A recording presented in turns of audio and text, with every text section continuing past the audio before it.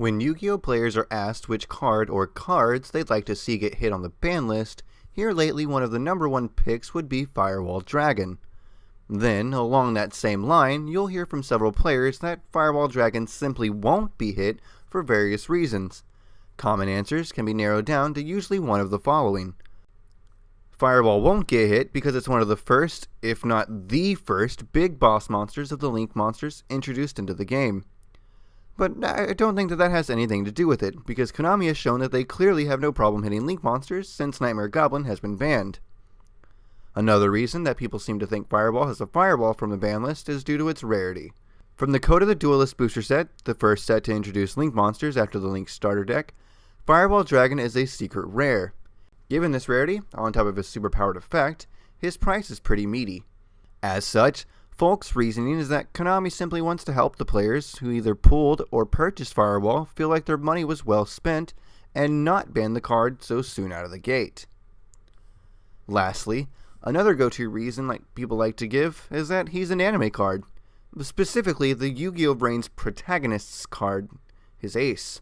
Now, there's a whole nother debate there on whether Yusaka's ace is Firewall or Decode Talker, and personally I don't care. According to Konami, it's Decode Talker, and according to trends set by the anime, it should be Firewall Dragon. But that's not the point. The point is that Firewall Dragon has some sort of inherent anime immunity from being hit on either the TCG or OCG ban list. However, I don't think necessarily that that's the case either. As far as I'm concerned, the really real reason why not only Firewall isn't banned is the same reason Link summoning in Master Rule 4 didn't really do anything to slow down the overall game in general. See, Konami's R&D is all over their own game.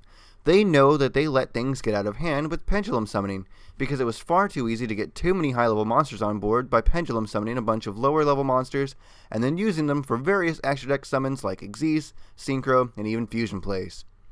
And that's not to mention that some of the pendulum monsters are actually pretty powerful on their own. By consolidating the spaces you could summon monsters from the extra deck to only one space, or a space a Link monster's arrows points to, they basically made Link monsters mandatory for literally any deck that wanted to use the extra deck monsters. That's like all of them. Of course, as more and more Link monsters got introduced, it was inevitable that the majority of extra deck spaces just go towards more and more Link monsters. And since they're inherently generic and easy to summon in the first place, it goes without saying that their effects to slow down the games backfire. And it's now even easier to span the board with extra deck monsters than ever before. Enter speed duels. That's right, I'm about to come right out and say it. Advertised as an alternative way to play, and trying to capitalize on the apparent success of the mobile Yu-Gi-Oh! Duel Links game, speed duels are coming to the physical game. Konami is literally running their game into the ground so that they can reboot it. And I know the general argument is like, oh, that it's supposed to just be a new way to play alongside the game. It's not supposed to just take over the game. But I mean, really, think about it. How many games do you play in a meta environment that go past turn 4? How many games are won because you go into time? Between generic Firewall FTKs versus solitaire Break My Boards, it really gives a little bit of credence to the fact that this is just exactly where the game is going. And even Vanguard kept its games fresh by rebooting itself too. So I really don't think it's that far-fetched to think that Yu-Gi-Oh! Could do the same thing. But what do you think?